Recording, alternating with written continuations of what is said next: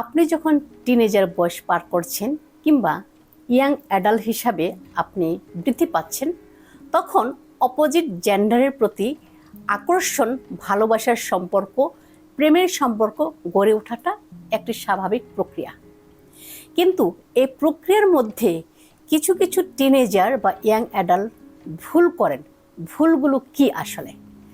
যখন রিলেশনশিপে কোনো ধরনের ডিস্টার্ব হয়, কোনো ধরনের বাকবিতণ্ডা বা মনোমালিন্য হয়, তখন আপনি যদি ছেলে হন, ছেলে হয়ে আপনার গার্লফ্রেন্ডের বান্ধবীর সাথে আপনাদের ঝামেলাগুলো শেয়ার করেন বা কষ্টের ব্যাপারগুলো শেয়ার করেন, তখন ওই বান্ধবীর প্রতি আপনার একটা দুর্বলতা তৈরি হয়, কিংবা ওই বান্ধবী, আপনার গার্লফ্রেন্ডের বান্ধবী আপনার প্রতি সহমর্মিতা প্রদর্শন করে এবং আপনার মনে হয় উনি আপনাকে বুঝতে পেরেছেন।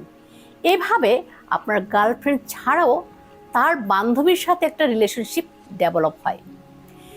তখন দেখা যায় আরেকটি ট্রমার শিকার হন আপনি এবং আপনার গার্লফ্রেন্ড। তখন গার্লফ্রেন্ড যখন দেখে তার নিজের বান্ধবীর সাথে আপনি সম্পর্ক করছেন, তখন তিনি ভেঙে পড়েন। এর অপোজিটও হতে পারে।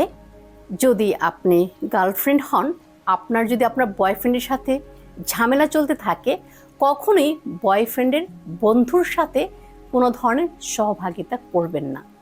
কারণ সেই বন্ধু আপনার প্রতি দুর্বলতা ডেভেলপ করতে পারে এবং আপনাদের রিলেশনশিপে ক্ষতি হতে পারে। তাই যখনই আপনারা রিলেশনশিপ করবেন, তখন আপনারা কখনোই আপনাদের অপোজিট জেন্ডারের সাথে আপনাদের মনোমালিন্য, দুঃখ, কষ্ট, বাকবিতণ্ডা সম্পর্কে শেয়ার না করে আপনি সেম জেন্ডার, ছেলে হলে ছেলে বন্ধুর সাথে, মেয়ে হলে মেয়ে বান্ধবীর সাথে মনের কষ্টগুলো শেয়ার করবেন এবং সমাধান করবেন।